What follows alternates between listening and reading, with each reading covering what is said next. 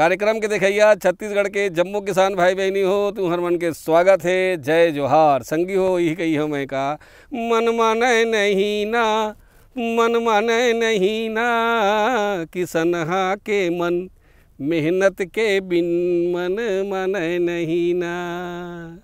कांदा में रतालू, साग में आलू, अरे सलहा बना ले, उसनहा तय खा ले, सब्बो साग के तय संगी बना ले। खेती के ढंग ज्ञानी के बिना कोई जाने नहीं ना, किसनहा के मन मेहनत के बिन माने नहीं ना। संगवारी हो तुहर मन के स्वागत है। जय जोहार है। संगी हो आज हम आप मन ला आलू के आधुनिक खेती कैसे करे जाए यही विषय में जानकारी देबो संगवारी हो। अब ये विषय के विशेषज्ञ के रूप में आज हमारे बीच में प्रमुख वैज्ञानिक इंदिरा गांधी कृषि विश्वविद्यालय के श्री प्रवीण कुमार शर्मा जी आए हुए। तो प्रवीण कुमार शर्मा जी है आज के खेती की जानकारी दी। तू मन जानता हो कि आलू एक ऐसी चीज़ है जैसे लहसुन के खा ले, सबो साग संग मिला ले, एक चिप्स बना करके खूब पैसा कमा सकत हो। और संगे संग में एक बिना तो आलू गुंडा, समोसा, कटलेट, डोसा मैंने होटल में भी एक ज़बरदस्त मांग है। 12 महीना आलू के मांग रही थे। और संगे संग में यहू बढ़िया है कि खर उत्पादन करे के बाद हमें 12 महीना बेच सकत हन और रख सकत हन। कम खर्चा में बढ़िया फ़ायदा देने वाला संगी हो। तो आलू के आधुनिक खेती कैसे करे जाए ये विषय की जानकारी हम शुरू करें से पहली आप मन देखो एक छोटे से संदेश।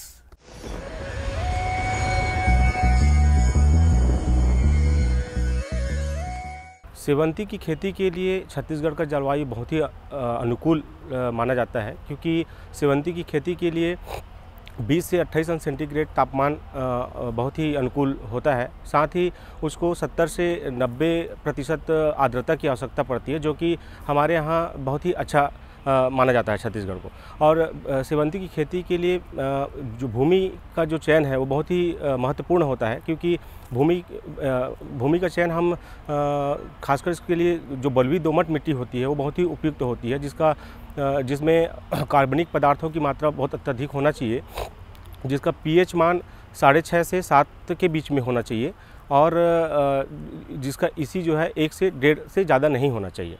सेवंती की खेती के लिए भूमि की तैयारी बहुत ही आवश्यक तथ्य होता है, क्योंकि भूमि की तैयारी जब तक हम सही ढंग से नहीं करेंगे तो इसका फ्लावरिंग पे बहुत ज़्यादा इफेक्ट पड़ता है।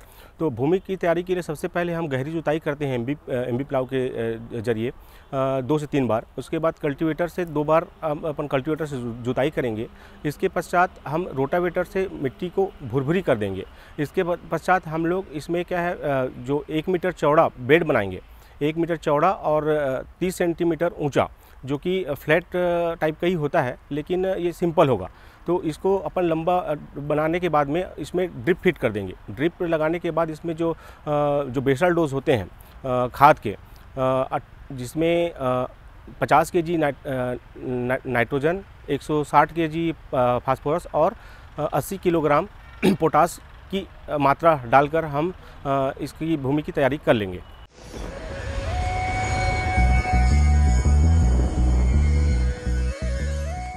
संगवारी हो संदेश के बाद आप मन के फिर से स्वागत है। आओ आप जानीन कि आलू के खेती ला कैसे ढंग से करे जाए खर विस्तार से। संगी हो कि आलू के खेती करे बर हमारे जो छत्तीसगढ़ के जलवायु है, मौसम है, तेन उपयुक्त है कि नहीं है, या कौन मौसम में ला हम लगा सकत हन।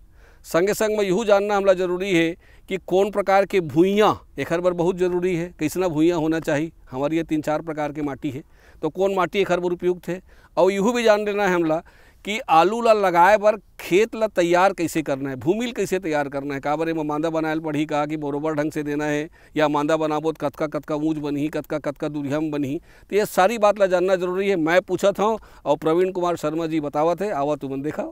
जैसे कि किसान भाई जानते ही हमारा छत्तीसगढ़ जो प्रदेश है वो धान का कटोरा के नाम से विख्यात है, और यहाँ पे सभी प्रकार के फसलों की खेती करने की बहुत अच्छी संभावनाएं हैं। इसी तरह से आलू की खेती की बात है तो आलू की खेती भी हमारे संपूर्ण प्रदेश में, चाहे वो बस्तर का पठारी क्षेत्र हो, छत्तीसगढ़ का मैदानी क्षेत्र हो, या सरगुजा का पहाड़ी क्षेत्र हो, सभी जगह बड़ी सुगमता से कर सकते हैं। जहाँ तक मौसम की बात है, कौन से समय में करें, तो रबी का मौसम जो अपना है वो इसकी खेती के लिए उपयुक्त रहता है। और एक हमारे यहाँ छत्तीसगढ़ प्रदेश में एक और बहुत ही अच्छी बात है कि हमारे यहाँ के जो पहाड़ी क्षेत्र हैं, खास करके जो मेन पार्ट है, सामरी पार्ट है, जो पार्ट क्षेत्र है, पार्ट एरिया है, वहाँ पे हम खरीफ के ऋतु में भी खेती कर सकते हैं। जहाँ तक रबी की खेती की बात है किसान भाइयों, तो हमारे यहाँ रबी के मौसम में नवंबर के माह से इसकी खेती स्टार्ट कर देते हैं, लगाना स्टार्ट करते हैं आलू को। और जो हमारे यहाँ का पार्ट क्षेत्र है, जैसे कि मेन पार्ट, सामरी पार्ट जो आप लोगों को बता रहा था, वहाँ पे हम इसकी खरीफ में भी खेती कर सकते हैं। जून के बाद जैसे ही हमारे यहाँ पहला पानी आता है, उसके बाद हम आलू की खेती का प्रारंभ कर सकते हैं। तो इस तरह से हमारे संपूर्ण प्रदेश में इसकी खेती की भरपूर संभावना है किसान भाइयों। बहुत सुगमता से, बहुत अच्छे से इसकी खेती हम कर सकते हैं। जब भूमि के चुनाव की बात रहती है, जितनी हल्की मिट्टी मिल जाए, जो कछारी मिट्टी बोलते हैं या रेतीली मिट्टी बोलते हैं, ये सर्वश्रेष्ठ रहती है आलू की खेती के लिए। आलू की ही खेती नहीं, जो भी कंदी फसलें हैं उसकी खेती के लिए हल्की मिट्टी बड़ी ही शानदार रहती है, बड़ी उपयुक्त होती है। तो इस तरह की अगर मिट्टी हो जिसमें समुचित मात्रा में कार्बनिक पदार्थ हों, कार्बनिक पदार्थ अगर समुचित मात्रा में नहीं है किसान भाइयों, तो हम कोशिश करते हैं कि उसमें समुचित मात्रा में गोबर की बढ़िया सड़ी हुई खाद का डाल के बढ़िया से मिला के खेत को तैयार करते हैं। तो खेत की जहाँ तक तैयारी की बात है किसान भाइयों, पहली जुताई करके एमबी प्लाऊ से अगर गहरी जुताई कर लें कम से कम, क्योंकि 1 से 1.5 फीट गहराई की मिट्टी हमको तैयार करना आवश्यक होता है। तो एमबी प्लाऊ चला के, फिर कल्टीवेटर चला के, डिस्क चला के, फिर उसके बाद रोटावेटर चला के बढ़िया भुरभुरी मिट्टी तैयार कर सकते हैं। और इसी तरह से जब अंतिम जुताई कर रहे हों तो उसी समय हमको गोबर की बढ़िया सड़ी हुई खाद अपने को खेत में मिला देना है। तो इसके लिए करीब 10 टन गोबर की खाद हमको 1 हेक्टेयर क्षेत्र के लिए उपयुक्त रहता है। तो किसान भाइयों, गोबर की बढ़िया तैयार की हुई खाद मतलब हमेशा ध्यान रखें कौन सी खाद उपयुक्त रहती है, जो गंध रहित हो और बिल्कुल हाथ में चिपके ना। अगर हाथ में हम मुट्ठी बनाएं तो हाथ में ना चिपके, इस तरह की खाद होना चाहिए और उसमें कोई भी तरह की गंध नहीं होनी चाहिए। तो वो खाद तैयार खाद मानी जाती है। उस खाद को खेत में अच्छे से आखिरी जुताई के समय मिला देवें और इस तरह से खेत जब तैयार हो जाए तो फिर उसमें मांदा बनाने की प्रक्रिया हमको करनी है। तो अगर ट्रैक्टर आधारित अपने पास उपकरण है, रेजर है, तो 1 फीट की दूरी में 60 सेंटीमीटर की दूरी में हमको इसको 2 फीट की दूरी यानी कि 60 सेंटीमीटर की दूरी पे हमको मांदा बनाना है। मांदा की ऊंचाई कम से कम 15 से 20 सेंटीमीटर होनी चाहिए, क्योंकि किसान भाइयों इसी मांदा के ऊपर हमको आलू की फसल अब लगानी होगी। तो इस तरह से खेत को तैयार करें किसान भाइयों और उसमें अच्छे से गोबर की खाद मिला के आलू की खेती की तैयारी प्रारंभ करें। अब दूसरी बात आती है संगवारी हो कि अगर बीजा बढ़िया है तो फर बढ़िया हुई, पेड़ बढ़िया हुई, तो एमा हमला कौन प्रकार की, कौन किस्म के बीजा लगाना है, हेक्टेयर पीछू कतका मात्रा में लगाना है और बीजा ला लगाए के तैयारी कैसे करे जा सकत है, बीजोपचार करना चाहिए कि नहीं करना चाहिए, या बीजोपचार करें तो कैसे करीन और एक सबके का फायदा है। तो लगाए के अगर जो विधि है तेकर संग बीजा के मात्रा आवा देखसन। खेती की सबसे बढ़िया तैयारी कहाँ से स्टार्ट होती है, बीज सही उपयुक्त होना चाहिए। तो बीज को हमको सबसे उपयुक्त प्रकार के बीज को हमको प्राप्त करना है। तो जो भी हमारे यहाँ के जो गवर्नमेंट के केंद्र हैं, शासकीय केंद्र हैं, जहाँ से हमको इसका सर्टिफाइड सीड प्राप्त हो सके, वहाँ से ही इसके बीज लें। बीज वहाँ से लेना इसलिए उपयुक्त है क्योंकि किसान भाइयों इसके बीज एक तो बहुत जो खेती की लागत है उसमें बहुत बड़ा हिस्सा जो है बीजों का हो जाता है, क्योंकि इसमें अधिक मात्रा में बीज लगती है। किसान भाइयों करीब हमको 20 से 25 कुंटल प्रति हेक्टेयर बीज की आवश्यकता पड़ने वाली है। तो अच्छे वाली हमको बीज प्राप्त करना है, सर्टिफाइड बीज लेना है। उसके बाद किस्मों की बात रही, किस्म कौन से हमारे क्षेत्र के लिए उपयुक्त हैं, तो छत्तीसगढ़ प्रदेश में बहुत सारी किस्मों पर परीक्षण किया गया है और इसमें बहुत सारी किस्में हमारे प्रदेश के लिए बहुत ही अच्छी पाई गई हैं। तो इन किस्मों का चुनाव करना है, जैसे कि है कुफरी ख्याति, ये बड़ी अच्छी किस्म है, सफ़ेद आलू की किस्म है, इसका चुनाव कर सकते हैं। कुफरी पुखराज, ये भी बड़ी अच्छी किस्म है, इसका चुनाव कर सकते हैं। कुफरी सूर्या किस्म जो है वह थोड़ा सा अधिक गर्मी जहाँ पे पड़ रही है या जहाँ पे ठंड थोड़ी कम पड़ रही है उस क्षेत्र के लिए भी उपयुक्त है। अगर अगेती बुआई थोड़ी सी करनी है, करीब 10 से 15 दिन पहले बोना है, तो उसके लिए भी उपयुक्त है। तो थोड़ा सा जहाँ पे ठंड कम पड़े, जैसे कि जो छत्तीसगढ़ का मैदानी क्षेत्र है वहाँ के लिए बड़ी उपयुक्त है। बाकी क्षेत्र में भी लगा सकते हैं, लेकिन ये उस क्षेत्र के लिए ज़्यादा उपयुक्त हो जाती है, तो इस किस्मों का चुनाव कर सकते हैं। इसी तरह से चिप्स बनाने वाली कुछ किस्में हैं, उनका चुनाव कर सकते हैं। जहाँ पे चिप्स का उद्योग, जैसे कि अभी हमारे यहाँ कुछ महिला स्व सहायता समूह के माध्यम से चिप्स का उद्योग प्रारंभ किया गया है, जो अंबिकापुर के क्षेत्र में कर रहे हैं। तो उस तरह के जो क्षेत्र है जहाँ पे आसपास इसका उस तरह से हम इसको विक्रय कर सकते हैं और इसके चिप्स वगैरह बना सकते हैं। तो वहाँ पे चिप्स बनाने वाली किस्मों का भी चुनाव कर सकते हैं। तो इसके लिए कौन सी किस्म उपयुक्त है? इसके लिए कुफरी चिप्सोना है, कुफरी चिप्सोना 1 है, कुफरी चिप्सोना 2 है, कुफरी चिप्सोना 3 है, कुफरी फ्राइसोना है, कुफरी फ्रायोम है। तो इन किस्मों का चुनाव कर सकते हैं। तो ये सब किस्में हैं किसान भाइयों, इसमें से कोई भी किस्म का चुनाव करें। करीब 20 से 25 कुंटल प्रति हेक्टेयर की दर से बीज को हमको लेना है। एमा हमला पानी कब कब देल लगी, कतका मात्रा में देल लगी, और पानी दे के सबसे बढ़िया विधि का हो सकत है? काबर कि कई ठन ला पानी ऊपर से देना चाहिए, कई ठन ला नीचे से दे जड़े तक जाए, ऐसी ज़रूरत है। तो आलू में जल के प्रबंधन कैसे करे जाए, देखा आवा। किसान भाइयों, हमने अब सबसे पहले जैसे कि अब आलू के लगाने की प्रक्रिया पूरी कर ली, अब इसके बाद सिंचाई की प्रक्रिया प्रारंभ हो जाती है। सिंचाई की प्रक्रिया हमको तुरंत से स्टार्ट करनी है। जैसे ही हमने आलू लगा दिया, फिर हमको पहला पानी लगा देना है। कोशिश करें कि बहाव पद्धति से ही पानी लगाएं, फ्लड इरिगेशन से पानी दें, और पानी जो देते हैं हमेशा जो मांदा है उसके 3/4 भाग तक के, मतलब ऊपर का जो 1/4 भाग है, 1/3 भाग है, वह वहाँ तक के पानी नहीं भरना चाहिए। पानी नीचे तक के रखेंगे, धीरे धीरे पानी पझर के सीपेज से ऊपर की तरफ आएगा और आलू को गीला करेगा। अगर हम ऊपर तक के पानी भरेंगे तो आलू सड़ जाते हैं। तो ऊपर तक के पानी नहीं देना है, 3/4 भाग तक पानी दे देना है, और इस तरह से हमारी पहली सिंचाई हो जाएगी। अब किसान भाइयों, अब इसके बाद कब कब पानी देना है ये बात आ जाती है। तो हमको पानी कितने दिनों में देना है? सामान्य तौर पे चूँकि ये शीत ऋतु की फसल है, शीत ऋतु में 6 से 7 दिन, अगर थोड़ी सी गर्मी चल रही है तो, और अच्छी ठंड पड़ रही हो तो 7 से 8 दिन में हमको पानी देते रहना है। इस तरह से हमको पानी लगाना है। संगे ये हमारे आलू के जो खेती के पूरा जानकारी तेन तो चलते रही, एक छोटे से संदेश और ले लेथन, ओकर बाद फिर आबो।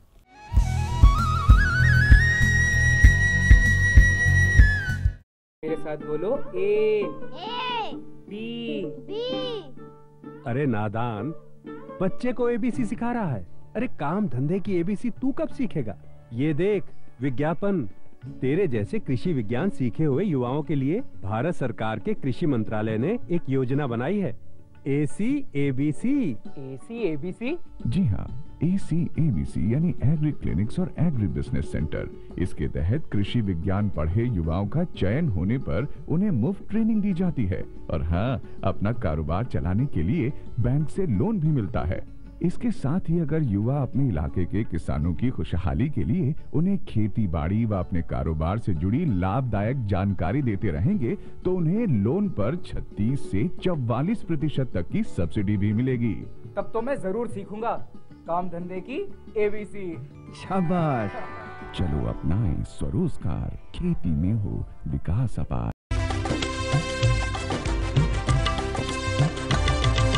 सहकारिता के बल पर विकास के लिए उठे कदम, जन सहकार की ताकत लेकर आगे बढ़ते जाएं हम। जन जन ने इस क्रांति में है विश्वास जगाया, हम सब ने मिलकर विकास का परचम है फहराया। सहकारिता है अपने विकास की पहचान, नए दौर में सहकारिता ही भारत का अभिमान। कृषि मंत्रालय भारत सरकार द्वारा जनहित में जारी। गांव-गांव और शहर शहर में बात चली, राष्ट्रीय बागवानी मिशन की लहर चली। आसान हुआ अब फल फूल मसाले उगाना, नर्सरी लगाना और जैविक खेती अपनाना। अब हुआ तकनीकी प्रशिक्षण पाना आसान, विपणन के लिए भी है सहायता के प्रावधान। अधिक जानकारी के लिए जिला बागवानी अधिकारी या राज्य बागवानी निदेशक से संपर्क करें। राष्ट्रीय बागवानी मिशन, जीवन संवारे, खुशियां फैलाए।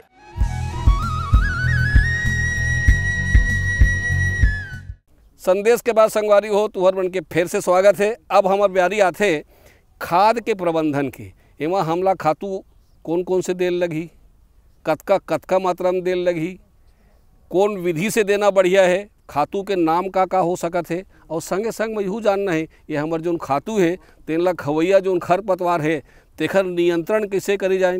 तुमन जानता हो ना, जतके बढ़िया खातू मिली उतके बढ़िया चिकन पोट फर होई। तो आओ जानिन खाद प्रबंधन और खरपतवार के प्रबंधन आलू के खेती में कैसे करे जाए। अब इसमें जैसे ही पहले पानी देने के बाद चलने के लायक दशा हो जाए तो हमको खरपतवार नियंत्रण की भी व्यवस्था कर लेनी है। क्योंकि किसान भाइयों आजकल हम देखते हैं कि हमारे खेतों में खरपतवार की समस्या तो बहुत है, लेकिन नियंत्रण करने के लिए कामगार बड़े उपलब्ध नहीं हो पाते हैं।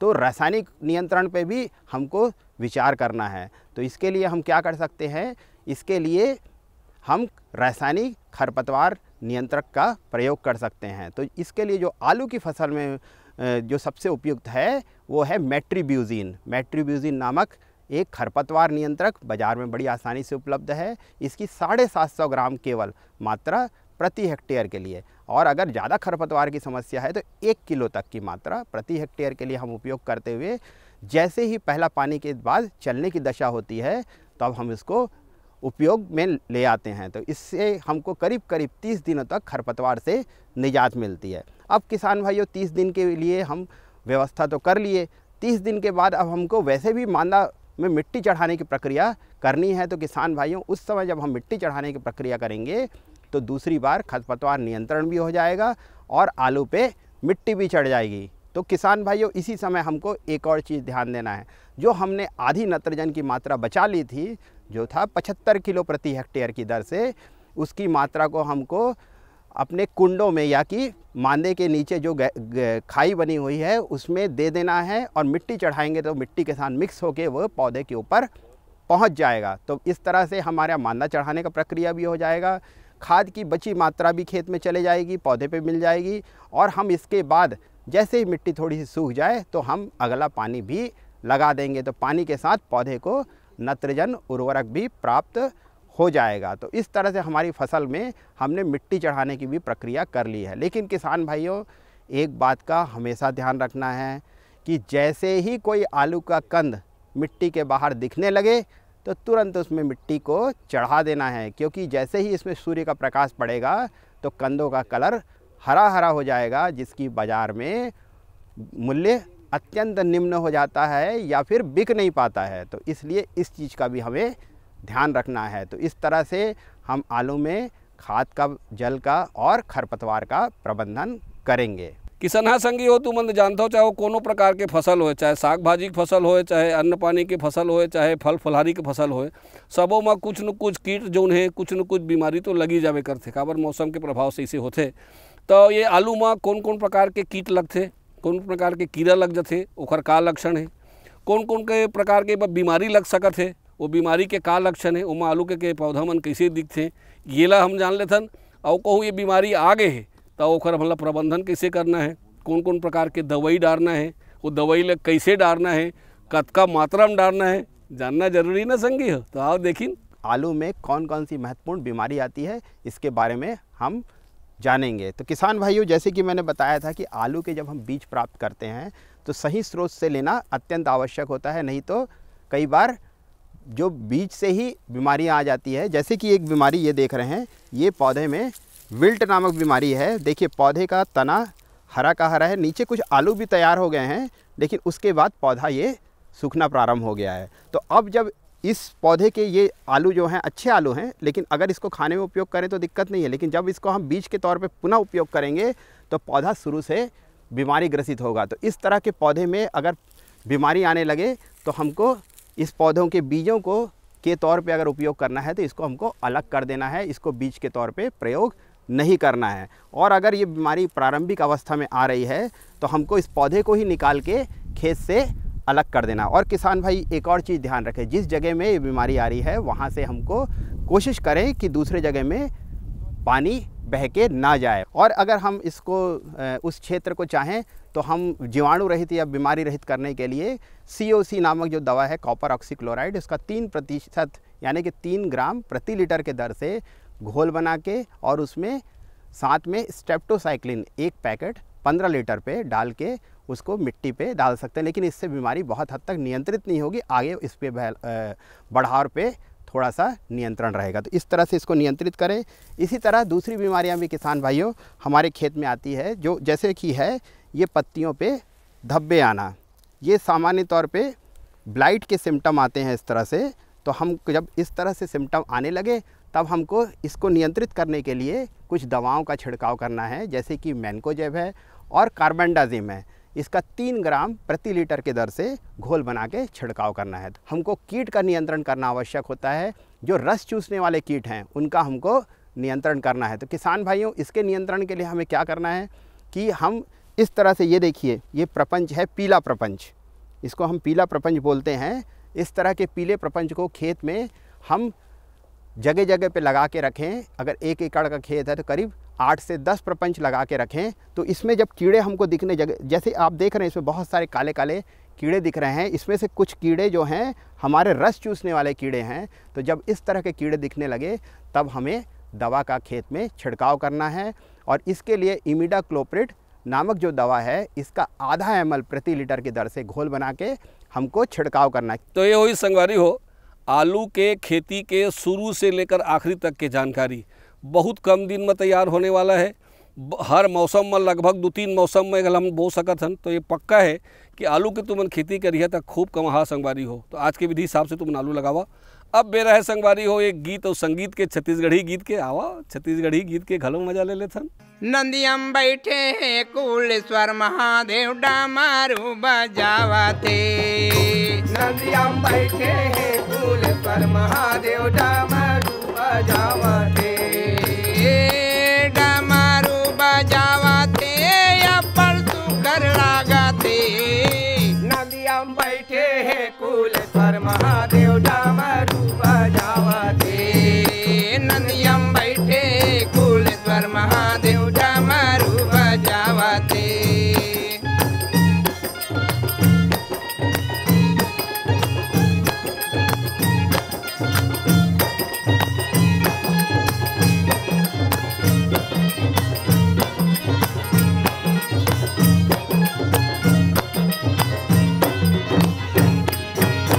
पहली सेवा में आए पुजेरी बालकवा।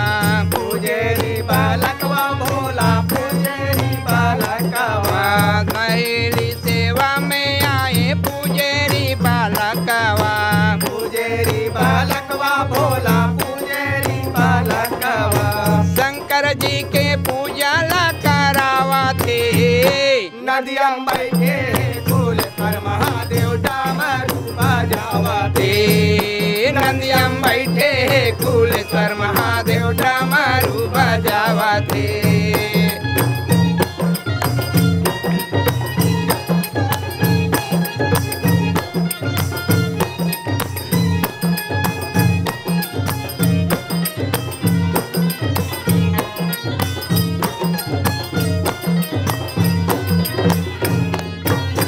दूसरा सेवा में आए माली एक बालकवा। माली एक बालकवा भोला माली एक बालकवा। दूसरा सेवा में आए माली एक बालकवा। माली एक बालकवा भोला माली एक बालकवा। बेल पान फूला ला चढ़ावा थे। नदियम बैठे कुलेश्वर महादेव डमरू बजावते। नदियम बैठे कुलेश्वर महादेव डमरू बजावते।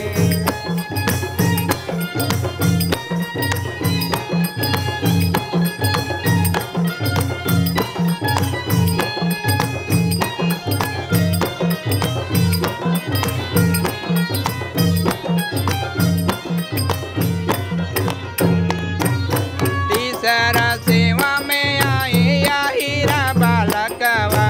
आहिरा बालकवा भोला आहिरा बालकवा।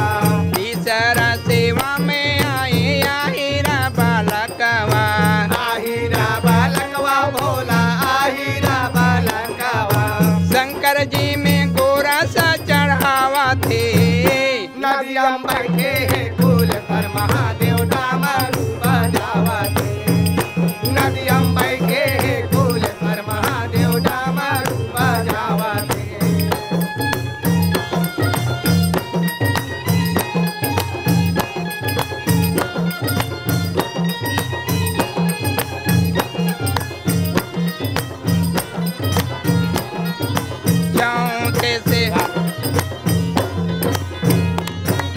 चौथे सेवा में आए राजा यौ परजामन। राजा यौ परजा भोला राजा यौ परजामन। चौथे सेवा में आए राजा यौ परजामन। राजा यौ परजा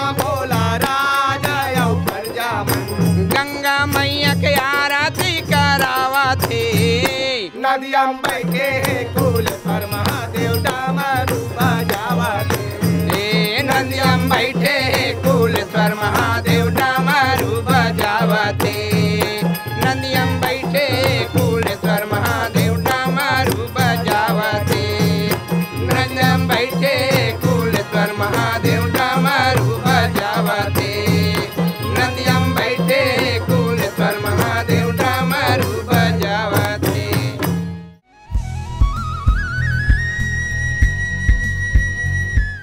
कैसे लगी संगी हो? हाँ पक्का बात है, अपन घर के दार भात अपन गीत संगीत की मजा अलगे रही थे। और आज संगीत तुमन देखे हो कि आज के जो विधि बताई से आलू लगा के तो उन्हें विधि से अगर लगाओ तो खूब कमाहू संगवारी हो। काबर कि ये बहुत कम दिन में और बहुत बढ़िया ढंग से ज़बरदस्त मांग वाला सब्जी है। यही विधि से आलू लगाओ खूब कमाओ। अवैया दरी बार एक नवा विषय लेके फिर आपके सेवा में हाजिर हो तलघस जम्मू संगवारी मल्ला। जय जोहार।